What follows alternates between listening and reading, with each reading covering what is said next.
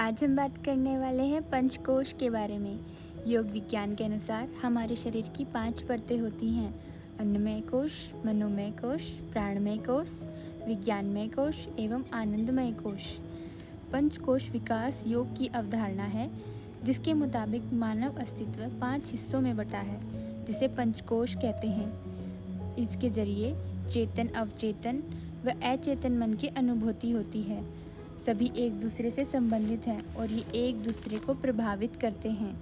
आत्मा पंच कोशों के साथ संयुक्त है। आत्म साक्षात्कार के लिए साधना पथ पर चलते हुए एक एक करके इन कोशों को भेदते हुए या इन कोशों की साधना करते हुए आगे की ओर बढ़ना होता है। साधक साधना करके अन्नमय कोश की साधना करते हुए ऊपर की ओर यात्रा करके आनंदमय कोश तक पहुंचकर इस मनुष्य जीवन के परम लक्ष्य को प्राप्त होकर परम आनंद की अवस्था तक पहुंचता है। अन्नमय कोश यह पहला कोश होता है जो शरीर से जुड़ा हुआ होता है। इसमें अन्न और भोजन से निर्मित शरीर और मस्तिष्क शामिल होते हैं। यह शरीर की प्रथम अभिव्यक्ति होता है। इसे अन्न रसमय कहा जाता है। योग द्वारा इस कोश को पुष्ट और शुद्ध रखने के लिए यम नियम और आसन का प्रावधान है। अन्नमय कोश त्वचा से अस्थि पर्यंत पृथ्वी तत्व से संबंधित है। प्राणमय कोश शरीर का दूसरा भाग प्राणमय कोश है। शरीर और मन के मध्य में प्राण माध्यम है। ज्ञान कर्म के संपादन का समस्त कार्य प्राण से बना प्राणमय कोश ही करता है।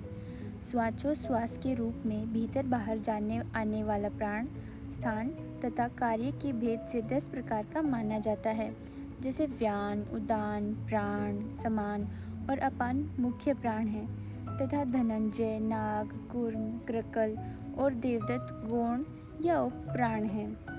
मात्र प्राण का मुख्य कार्य है आहार का यथावत परिपाक करना, शरीर में रसों का संभाव से विभक्त तथा वितरित करते हुए देह इंद्रियों का तर्पण करना, रक्त के साथ मिलकर देह में सर्वत्र घूम घूमकर मलों का निष्कासन करना, जो कि देह के विभिन्न भागों में रक्त में आ मिलते हैं। देह के द्वारा भोगों का उपभोग करना भी इसका कार्य है। प्राणायाम के नियमित अभ्यास से प्राणमय कोश की कार्यशक्ति बढ़ती है। मनोमय कोश सूक्ष्म शरीर के इस पहले क्रिया प्रधान भाग को मनोमय कोश कहते हैं। मनोमय कोश के अंतर्गत मन, बुद्धि, अहंकार और चित्त हैं, जिन्हें अंतःकरण चतुष्टय कहते हैं। 5 कर्मेंद्रियां हैं, जिनका संबंध बाह्य जगत के व्यवहार से अधिक रहता है। हम जो देखते हैं, सुनते हैं, अर्थात हमारी इंद्रियों द्वारा जब कोई संदेश हमारे मस्तिष्क में जाता है तो उसके अनुसार वहाँ सूचना एकत्रित हो जाती है और मस्तिष्क से हमारी भावनाओं के अनुसार रसायनों का स्राव होता है, जिससे हमारे विचार बनते हैं। जैसे विचार होते हैं, उसी तरह से हमारा मन स्पंदन करने लगता है और इसी प्रकार प्राणमय कोश के बाहर एक आवरण बन जाता है। यही कोश होता है मनोमय कोश। विज्ञानमय कोश विज्ञानमय कोश बिल्कुल अलग प्रकृति का है। आमतौर पर इसे ईथरिक बॉडी, सूक्ष्म शरीर या आध्यात्मिक काया कहते हैं। यह एक अस्थायी शरीर होता है, क्योंकि यह स्थूल से सूक्ष्म प्रकृति में विचरण करता है।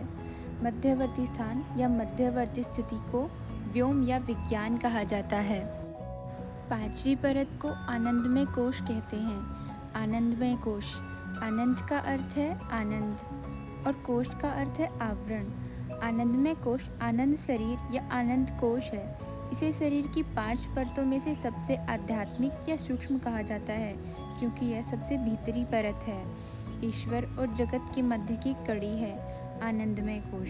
एक तरफ जड़, प्राण, मन और बुद्धि है, तो दूसरी ओर ईश्वर है, और इन दोनों के बीच खड़ा है आनंदमय कोश में स्थित आत्मा। महर्षि अरविंद के अनुसार इस कोश में स्थित आत्मा अतिमानव कहलाती है। Thank you for watching.